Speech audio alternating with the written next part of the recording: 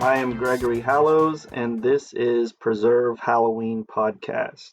So, last week I did a podcast, or whenever, you don't know when I did it, but the last podcast I did was specifically on Misfits song Halloween. And I had a few really good emails and, people contacting me after that. So I decided this week I would do the podcast on Halloween music that's not Halloween, which in itself is a very controversial topic, I guess, and it's also one that's just asking to argue about. Um, John Gerblick from the I Remember Halloween website, he contacted me after the Misfits episode last week, and we talked through email briefly about Halloween music and how we both love to make playlists every year and we're always constantly searching for new songs, and how Google basically is your worst enemy when searching for new music to add to your playlist, which I will get into a little bit later. So then I started thinking, what music is on playlists um, that people make, or those horrible Halloween CD mixes that Walmart carries every year, and it's the same 5 or 10 songs, like literally every year. I think they just changed the cover, and they probably don't even do that. They probably just keep ordering the same CDs. But uh, what music is on those that just doesn't belong?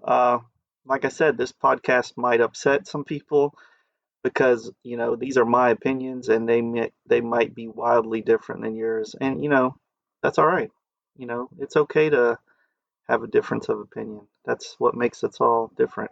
So, I also mentioned last podcast that I have my own personal radio station at my house.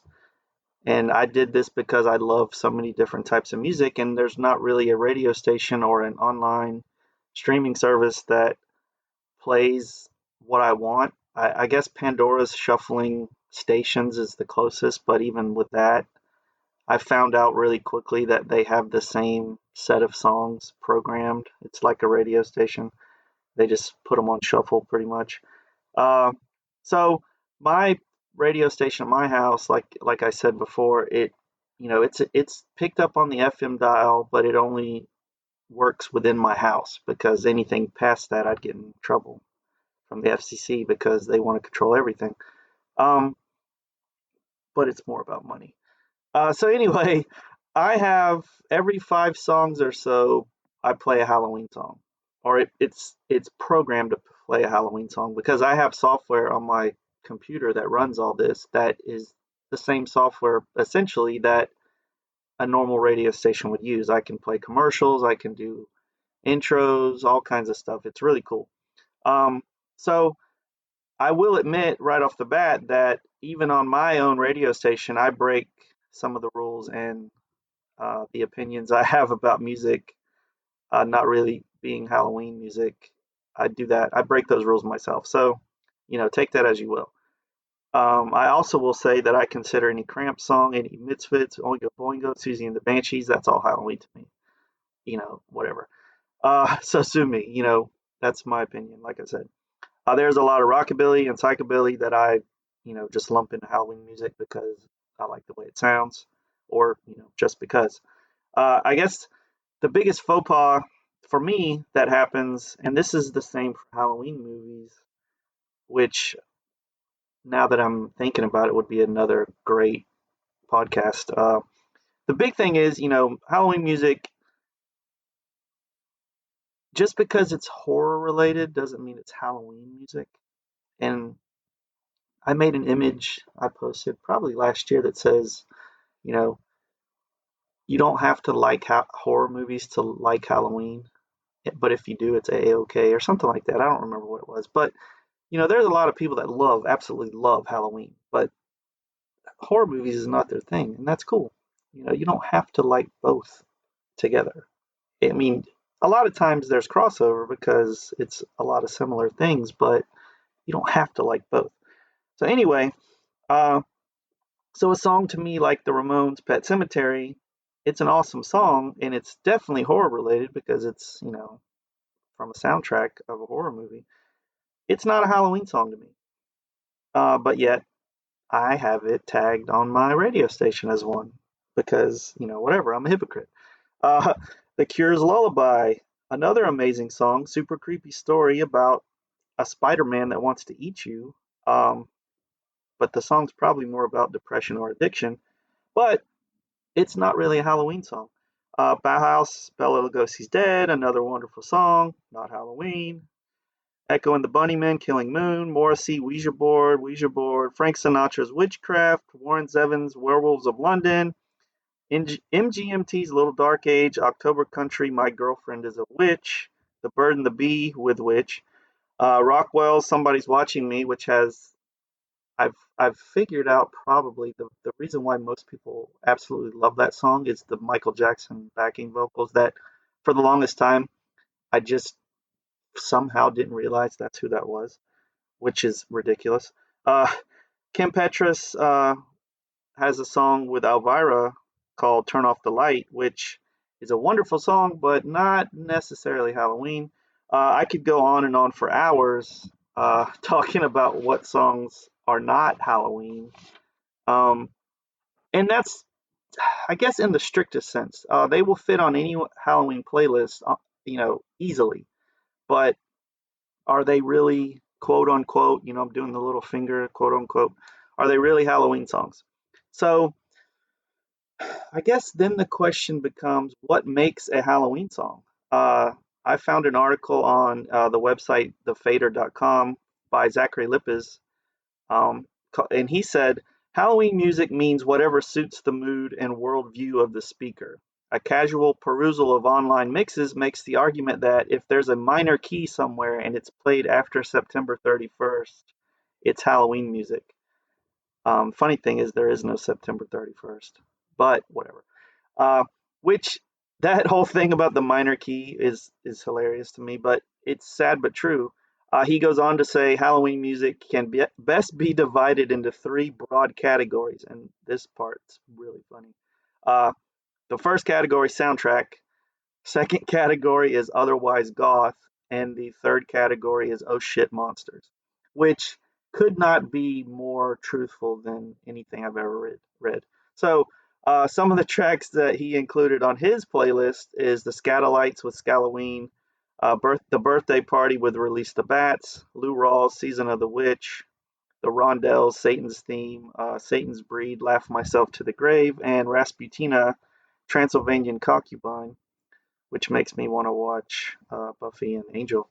Those are very excellent and eclectic choices, but they do absolutely nothing to clear up the confusion about what really makes a Halloween song. Um, NME, they describe themselves as the world's defining voice in music and pop culture since 1952, which is a huge claim. Uh, they put out a list of 66 killer songs for your Halloween playlist, and their inclusions were the Black Keys "Howling for You," Kanye West featuring Jay-Z, Rick Ross, Nicki Minaj, and Bon Iver, "Monster," Nine Inch Nails' "Closer."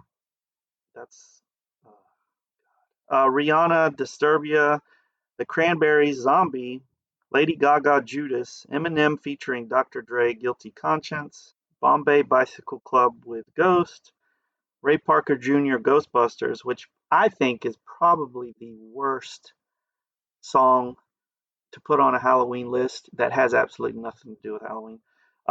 Slayer's "Raining Blood." I have no idea why that would be on the list. Prince, "Bat Dance," Iron Maiden, "Run to the Hills," and Yeah Yeah Yeah's "Heads Will Roll." Their list absolutely drives me crazy. Some of these songs had to be picked. Pretty much, somebody typed in certain words and they searched for titles with those words, and those songs came up. Um, with most of the songs on their list have nothing to do with Halloween at all, and a few of them are even they're political songs about war. Like, I don't know, do people really know what the Cranberries "Zombie" song's about, or uh, Iron Maiden "Run to the Hills"? Do they, do you know what the songs are about? Uh, anyway, so as of yet, I honestly still haven't answered the question of what should belong. I've mostly covered what shouldn't, which most of the time is a lot easier. So it can't be that hard, right? I mean, there have to be more than a handful of real, honest to goodness, totally about and mentioning Halloween songs, right? I'm probably being really, really picky. Um, I'm sure that has most of to do with it because that's just me. I'm picky sometimes, but I will readily admit I'm leaving out a ton of music that qualifies from what I mentioned. I mean, there are a ton of songs that show up on all these Esquire and Women's Home Journal and all the magazines that want to do a Halloween article every October. They one of the easiest things to do, I guess, is to pick out a or list some songs and like, hey, if you're trying to do a Halloween party, here's some songs you can play, and it's like, no, no, wrong. Oh, that one maybe. Like these lists drive me insane. Anyway, here are some good examples to me, on at least, of what makes a quote unquote finger, quote unquote, what makes a good Halloween song. So, Ministry, Every Day is Halloween. That one's pretty good pick. Danny Elfman, This Is Halloween. You could play that version or the Marilyn Manson version. Well, maybe not the Marilyn Manson version anymore. Um, there's Tim Curry singing Anything Can Happen on Halloween from Worst Witch, which is, gosh, that's such a good song. Susie and the Banshees Halloween, which probably to me is my favorite true Halloween song. I mean, I've always talked about Henry Hall and Here Comes the Bogeyman, but that's not really a Halloween song. I just love it. It's one of my favorite songs just in general. Alice Cooper, Keeping Halloween Alive, no brainer to me. The Swinging Neckbreakers, No Costume, No Candy, which I get in a lot of uh, arguments with people every year about. That's kind of my sentiment. Wear a costume or you don't get candy, which is horrible. Like for somebody that's promoting Halloween, that is a horrible attitude to have. But I mean, that song's great. Billy Snell, Queen of Halloween, the Evangelicals, the Halloween song, which is a wonderful newer song. Rob Zombie featuring the Ghastly Ones, Halloween, She Gets So Mean. I mean, some people put any Rob Zombie song on a Halloween mix, but that one to me is probably the best one. Reverend Horton Heat, the Halloween Dance. I mean, both those songs and the Swingin' Neckbreaker song are on the Halloween Hootenanny album, which is now out of print, which is ridiculous. I tried to look it up because I couldn't find mine. I have a copy of it somewhere, and I looked it up on eBay, and some people are selling it for like over $100 for a CD, like more than the vinyl, because the vinyl came out briefly during I think a record store day release or something like that, and that's like 50 or $60. But the CD, I mean, the cheapest one I think I found was $20, and I mean, that's not insane for something out of print, but good lord. Uh, Betty Grable's Halloween, Wade Denning and Kay Lande, Halloween Macabre. That's one of my favorite songs too. I mean, I guess they're all my favorite. So, that's just some examples of what I think are good Halloween songs. Do you want to fine tune your own playlist? You got to do a deep search. You got to listen to a lot of music because just searching for the stuff, you're going to get a lot of titles that have nothing to do with Halloween. Visit websites like I mentioned before. I Remember Halloween, and there's another website, Spooky Little Halloween, where she makes quite a few lists of Halloween music, and they're all really great. There's a website called deadair.co, .co, and that's Halloween music all the time, and it's such a good, gosh, it's so good. Do yourself a favor and search for George Van Orsdel and his Monster Spook Show radio mixes. These are, gosh, by far the best mixes I've ever found in my life. I found the website one day, and before I knew it, had downloaded everything that he mixed, and I listened to them all the time. They're all roughly about an hour long, but he mixes in like sound effects and old movie trailers, and man, they're really good. And there's even a few like specifically. There's I think two Christmas ones, and there's a few sci-fi specific ones, but the rest are Halloween. And you know being specific, a lot of the music on the mixes isn't Halloween, but it makes you just want it to be Halloween. So, don't forget about atmospheric music like Midnight Syndicate. I have a few of their CDs, and gosh, I can just play those out in my yard all of through October, and walking around outside. I live out in the middle of nowhere, and it just, it's like, man, this is great. Um, and then, after that, listen to more music, and at the end of the day, pretty much add what makes you happy. No one can tell you what is or isn't Halloween music.